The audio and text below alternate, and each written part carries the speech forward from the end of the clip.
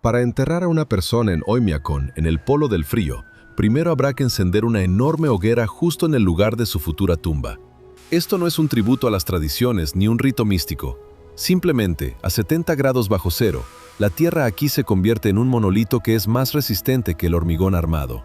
Sin fuego, la pala simplemente se desintegraría en astillas al primer golpe. En Oymyakon, una despedida ordinaria se convierte en un duelo agotador contra la física. El permafrost desciende cientos de metros y no perdona errores. Si el suelo no se calienta de forma uniforme, los bordes de la fosa simplemente colapsarán hacia adentro y habrá que empezar todo de nuevo. Las palancas y picos de acero cambian sus propiedades con semejante frío. Se vuelven frágiles como el vidrio y se parten por la mitad con la vibración. Para preparar una sola tumba, se traen toneladas de leña y carbón a través de la falta de caminos, los cuales deben arder durante días. Y esta hoguera sobre la nieve es solo el primero de los 7 problemas que enfrentan los vivos. Oymyakon no es solo un lugar frío, es literalmente otro planeta. Bajo los pies no hay la tierra blanda habitual, sino un monolito de hielo de cientos de metros de espesor. Imaginen que el suelo, a lo largo de miles de años, se ha convertido en una piedra que es más dura que cualquier hormigón. Una palanca o pala común son simplemente impotentes aquí. Resonarán y rebotarán como si golpearan una roca.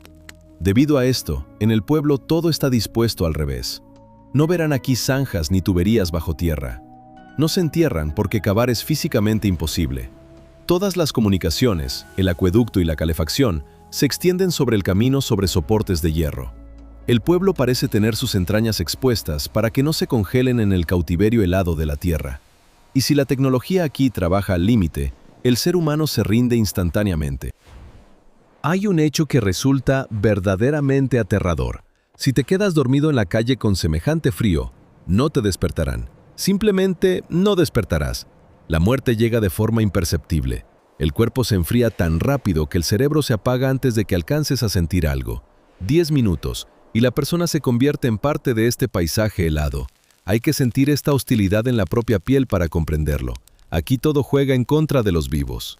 Y si la tierra es dura como el granito y el aire mata al que duerme en un cuarto de hora, ¿qué ocurre en esta trampa cuando la vida de alguien se apaga? Normalmente la muerte es el comienzo de una carrera frenética contra el tiempo.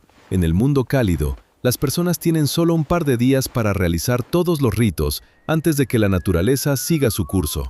Los parientes se apresuran, buscan refrigeradores e intentan engañar a la biología. Pero en el polo del frío, esta lógica se invierte. Aquí el mismo frío que se llevó la vida de la persona se convierte de repente en su principal guardián. A una temperatura de 70 grados bajo cero, el cuerpo se congela casi instantáneamente. Es una conservación natural de tal potencia que no la ofrece ninguna cámara frigorífica en el mundo. Los procesos biológicos simplemente se detienen, congelándose en un punto.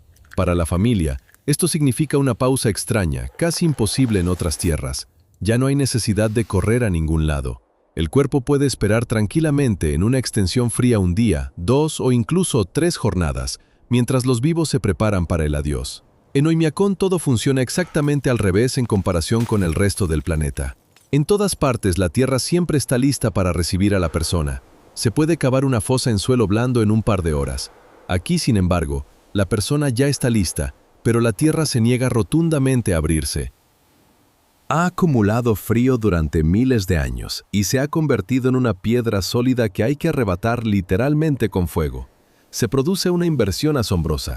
No es la tierra la que espera al cuerpo, sino el cuerpo el que espera a la tierra. Esto cambia por completo la actitud misma ante la muerte. La gente aquí no se agita, se queda inmóvil ante la grandeza del permafrost.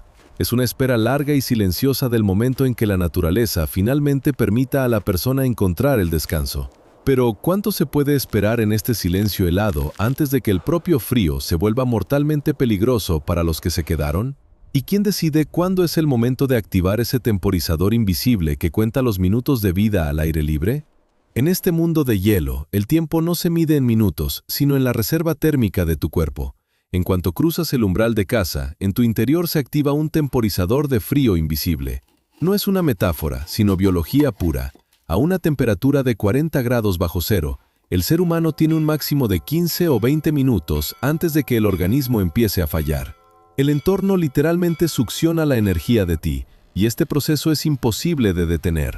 Solo se puede ralentizar con la ropa adecuada. Las extremidades son las primeras en rendirse. Tienes solo unos 7 minutos antes de que los dedos de las manos pierdan la sensibilidad. Primero sientes un dolor agudo y abrasador, que luego es reemplazado por un extraño entumecimiento. Es un momento peligroso. Cuando el dolor se va, parece que es más fácil, pero en realidad significa que la sangre ha dejado de llegar a los tejidos. Intentar trabajar en tal estado es lo mismo que manejar manos ajenas de madera. Cualquier maquinaria o herramienta representa un peligro especial. En el polo del frío, el metal se vuelve agresivo. Si cometes un error y tocas una palanca de hierro o el asa de un ataúd con la piel desnuda, el metal quemará instantáneamente la superficie de tu epitelio. Esta congelación por contacto ocurre en segundos y no se diferencia en nada de una quemadura térmica grave. La piel simplemente se pega al acero y solo se puede desprender arrancando la carne. Pero todos estos cálculos funcionan solo en calma total. Si en la calle se levanta aunque sea un poco de viento, la situación se vuelve crítica. El viento arranca la capa protectora de aire cálido alrededor de tu rostro y todos los límites de tiempo se pueden dividir tranquilamente por 2. 5 minutos se convierten en 2 y el riesgo de sufrir una lesión grave aumenta exponencialmente. Lo más traicionero es el sudor. Si empiezas a moverte con demasiada actividad y sudas bajo las capas de piel, la humedad convertirá instantáneamente tu ropa en una coraza de hielo que extraerá el calor 25 veces más rápido que el aire seco.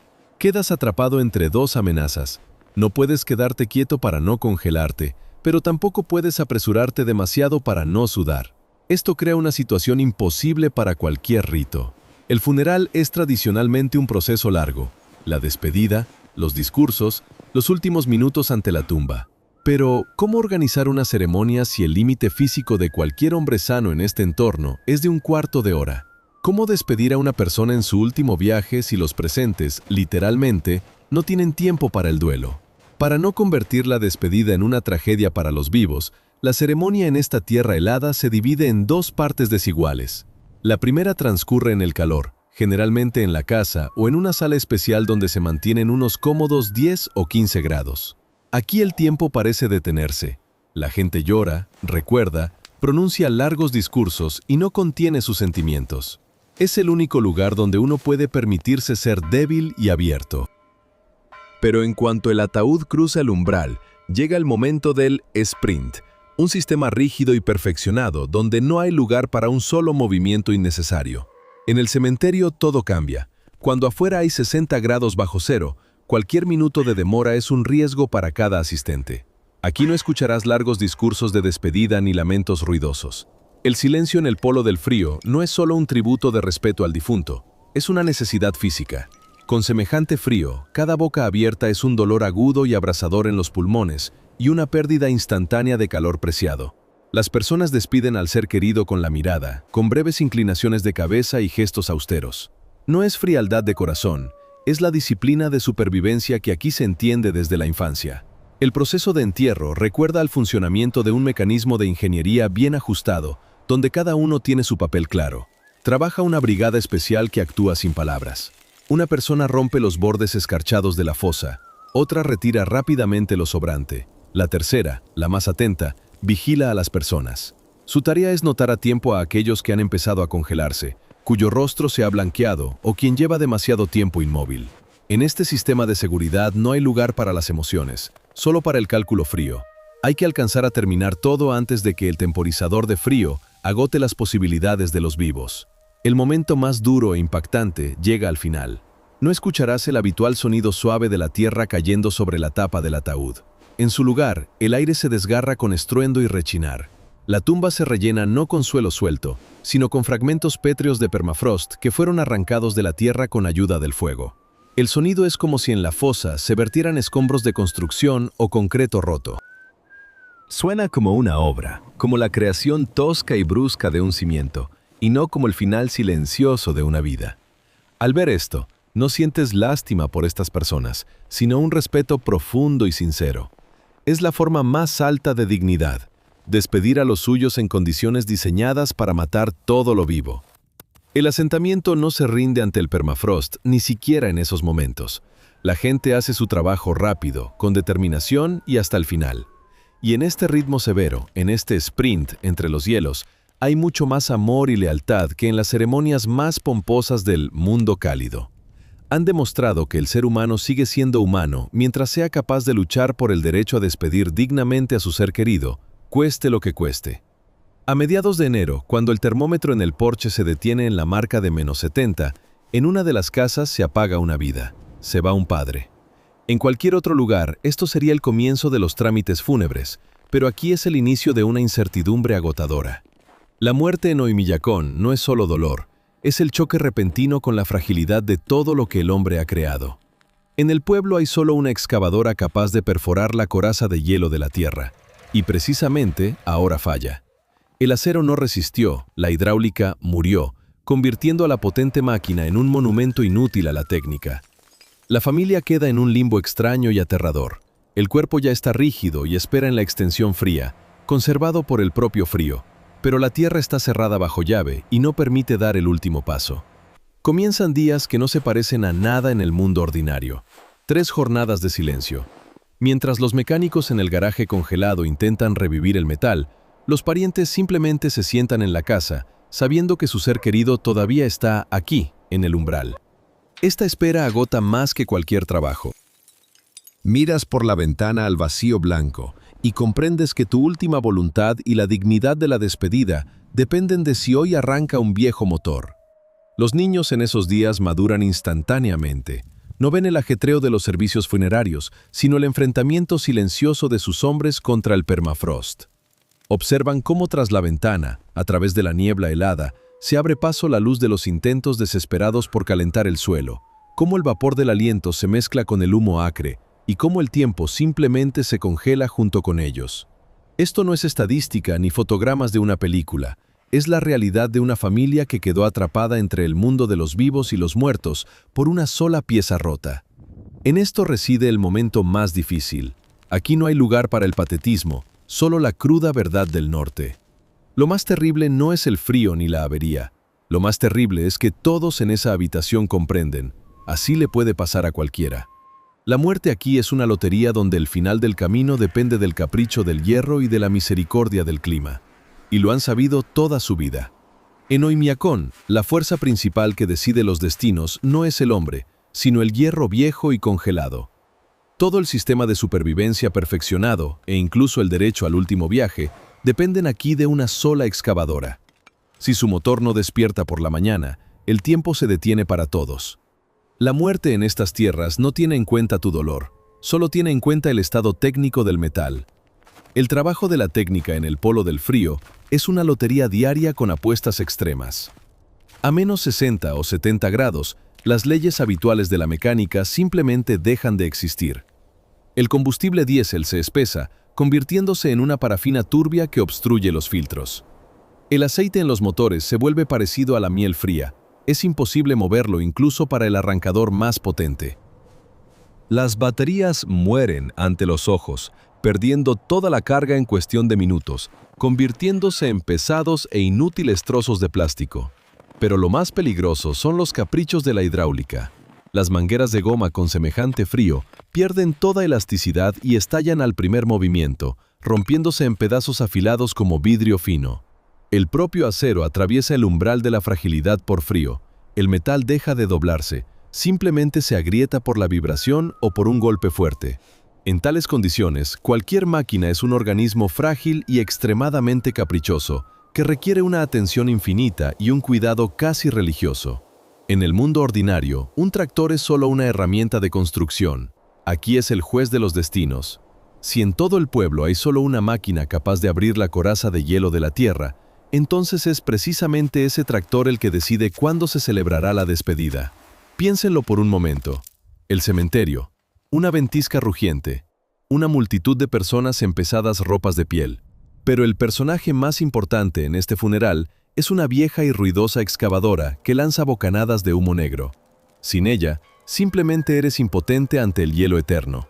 Su buen estado es la única garantía de que el rito se completará, y su avería es una auténtica catástrofe que sumerge a la familia en una espera agonizante. Esta dependencia total del hierro desnuda la verdadera fragilidad de la vida local. Estamos acostumbrados a confiar en la potencia de las máquinas, Pero aquí el progreso pende del hilo delgado de una válvula en buen estado o de una gota de aceite de calidad.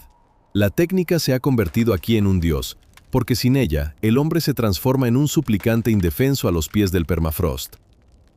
Al mirar cómo el cubo de hierro arranca con dificultad trozos de suelo pétreo, surge inevitablemente una pregunta.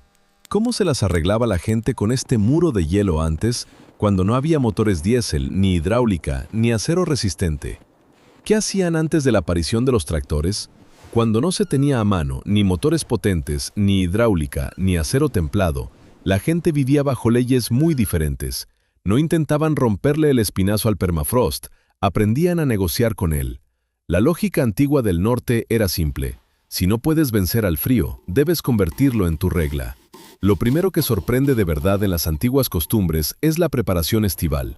Nuestros antepasados sabían que el invierno convertiría la tierra en un monolito, por lo que los lugares para futuros entierros a menudo se preparaban con antelación, mientras el sol calentaba aunque fuera un poco la capa superior del suelo. En pleno corto verano, cuando la tundra florecía, la gente cavaba fosas vacías, de reserva. Para un habitante urbano moderno, esto suena macabro, pero para ellos era la forma más alta de cuidado hacia sus seres queridos. Libraban a la familia de un trabajo sobrehumano a 70 grados bajo cero, acondicionando de antemano el último refugio en la tierra blanda y algo descongelada. La muerte en invierno no era una crisis repentina, era un evento para el cual se preparaban con la misma minuciosidad que para una larga migración. El pueblo yakuto siempre ha tenido una relación sagrada con el suelo. La tierra se consideraba viva, poseedora de su propio espíritu y voluntad. No se la trataba como un material de construcción que simplemente se puede abrir con una excavadora. Antes de perturbar el permafrost, era necesario realizar un rito, apaciguar a los espíritus y pedir permiso. Cavar la tierra sin necesidad se consideraba peligroso, por lo que cada movimiento de la pala se trataba con profundo respeto. A veces la gente renunciaba por completo a la lucha contra el terreno, yendo hacia arriba en lugar de hacia abajo. Así aparecieron los arangasi, entierros sobre la tierra. En lugar de intentar enterrarse en la coraza de hielo, el cuerpo se colocaba en una maciza caja de madera de alerce, que se instalaba sobre postes altos o se fijaba entre los árboles. El viento gélido y el frío eterno hacían que el cuerpo fuera incorruptible, convirtiéndolo en parte del paisaje. Era un trato justo con el clima. El cielo se llevaba el espíritu y el frío conservaba la envoltura, sin obligar a los vivos a roer la tierra de piedra. En esto consistía el principal secreto filosófico. No guerreaban con el permafrost, negociaron con él. El hombre moderno intenta dominar, rompiendo la naturaleza con acero y fuego. Los ancestros, en cambio, simplemente integraban su partida en el ritmo del Ártico. Comprendían que el permafrost no es un enemigo, sino un guardián. Pero incluso si hiciste todo según las reglas, esta tierra nunca está tranquila. ¿Por qué en Oymyakon los monumentos con el tiempo empiezan a moverse y los cementerios parecen tener su propia vida extraña décadas después de ser cerrados? La tierra aquí nunca duerme realmente. Solemos pensar que tras el funeral llega el silencio y la paz eterna, pero en el polo del frío esto es solo el comienzo de un proceso largo y extraño. Estamos acostumbrados a que un cementerio sea un lugar donde el tiempo se detuvo. Pero el permafrost lo convierte en un paisaje vivo que cambia constantemente. No es solo un trozo de hielo congelado bajo los pies, sino un mecanismo potente que respira junto con el cambio de las estaciones. Cuando llega el corto verano, la fina capa superior del suelo se descongela, convirtiéndose en una masa blanda. Y con las primeras heladas serias, el agua en el terreno vuelve a convertirse en hielo, se expande y comienza a empujar con fuerza enorme todo lo que se encuentra en su interior hacia la superficie. Los científicos lo llaman expansión por helada, pero para los habitantes locales es una realidad cotidiana. La tierra literalmente escupe todo lo que le es ajeno. Como resultado, con el tiempo los monumentos empiezan a viajar. No encontrarán aquí filas perfectamente rectas que permanezcan inmóviles durante décadas. Con el tiempo, las pesadas lápidas empiezan a inclinarse lentamente, a torcerse y a deslizarse de sus lugares. La piedra, que nos parece un símbolo de inmutabilidad, pierde aquí la batalla contra el hielo. El peso de una losa maciza solo ayuda al permafrost. Le resulta más fácil lidiar con objetos pesados, derribándolos gradualmente. Por eso, el cementerio parece un mar inquieto congelado. Las vallas metálicas se curvan en olas, las cruces se inclinan en diferentes direcciones y el suelo bajo ella se encorva y se hunde constantemente. Este espectáculo provoca un sentimiento extraño, asusta por su fuerza indomable y a la vez fascina. Parece como si la propia naturaleza no quisiera dejar en paz a los muertos, continuando con ellos algún diálogo propio, comprensible solo para ella. La gente ha aprendido hace tiempo a adaptarse a estos caprichos. Hoy en día, rara vez se eligen monumentos macizos de granito. Se prefieren construcciones ligeras de metal o madera, que son más fáciles de nivelar cuando la tierra, una vez más, las lleve hacia un lado. Esto exige de los vivos atención y trabajo constantes. Cada año, los familiares tienen que volver para ajustar los soportes y añadir tierra fresca, corrigiendo lo que el permafrost hizo durante el invierno. El cementerio en estas tierras no es un memorial estático, sino parte de un mundo cambiante. Recuerda que, incluso después de la muerte, el ser humano sigue integrado en el ritmo severo de esta tierra. El permafrost no permite que se le olvide, cambiando constantemente el aspecto del último refugio. Pero si incluso el acero y la piedra claudican ante el poder del frío, ¿qué es lo que obliga a la gente a aferrarse a este lugar y encontrar sentido en él? Tras todo lo visto, esas hogueras, el hierro estallado y los cementerios vivos, empiezas a comprender una cosa simple. En las grandes ciudades estamos acostumbrados a tratar la muerte como un punto al final de una frase. Queremos que todo pase rápido, en silencio y preferiblemente de forma imperceptible para los demás. Ocultamos la partida de los seres queridos tras hermosas coronas y frases estándar. Pero en esta tierra helada, la muerte no es el final. Es una tarea complejísima que pone a prueba la resistencia de cada uno de los que se quedaron. Aquí no hay lugar para ilusiones, porque esta tierra es extremadamente honesta. No intenta parecer hospitalaria. Con su calma de piedra declara directamente: «No quiero recibir a vuestros muertos». Y cada vez que una familia se detiene ante una tumba fresca, le da al planeta su respuesta. Las personas demuestran con hechos que la memoria humana y el calor de un corazón son más fuertes que la coraza de hielo de 400 metros que ha acumulado frío durante miles de años. En otros lugares la muerte es el fin. Aquí es una tarea. La tierra no quiere recibir a los muertos, y los vivos le demuestran cada vez que el ser humano es más importante que el permafrost. Muchos se preguntan, ¿por qué elegir una vida así? ¿Por qué quedarse allí donde incluso el último viaje se convierte en una batalla agotadora? Pero en esto reside el sentido principal. La gente vive aquí por elección y muere aquí por elección. Quedarse en este suelo, a pesar de todos sus obstáculos, es la forma más alta de lealtad a las raíces. Es una decisión consciente de no retroceder ante los elementos que durante siglos intentan borrar la huella humana. Cada funeral aquí es un acto de resistencia silencioso, pero potente contra la naturaleza. Precisamente por eso, la despedida en tales condiciones parece mucho más honesta que en cualquier otro lugar de la Tierra. Cuando afuera hay -70, simplemente no tienes fuerzas para palabras vacías o gestos falsos. Todo lo innecesario cae por sí solo, queda solo la esencia misma de las relaciones humanas. Simplemente te quedas de pie en la niebla helada y haces lo que debes, contra las leyes de la física. Aquí no se llora para aparentar, aquí simplemente no se retiran al calor hasta que el trabajo esté terminado. En última instancia, esta historia no trata sobre récords de temperatura ni sobre el permafrost. Trata sobre que la dignidad humana siempre resulta estar por encima de las circunstancias. La tierra puede ser dura como el granito, la técnica puede fallar traicioneramente y el tiempo puede desvanecerse en el frío feroz. Pero mientras estemos dispuestos a luchar por el derecho a despedir dignamente a quienes amamos, seguiremos siendo humanos.